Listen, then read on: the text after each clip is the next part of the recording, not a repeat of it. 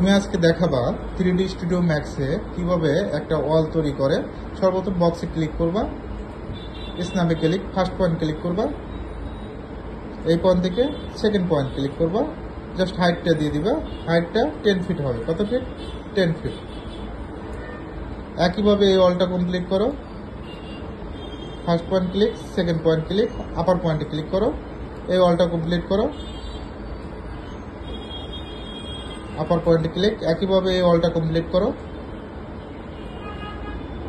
ওকে, মাঝখানের ওয়ালটা কমপ্লিট করো। ওকে, একইভাবে এই ওয়ালটা কমপ্লিট করো।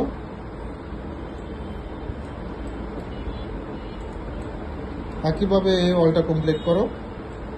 First point click, second point click. Okay, ওয়ালটার দ্বারা ঘুরায় নাও, পজিশন চেঞ্জ করো। ওকে, ম্যাক্সের কাজগুলো খুব সহজভাবে করা যায়, ঠিক আছে।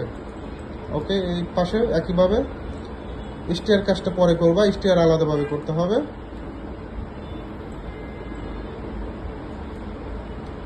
ওকে, আশা করি পারবা।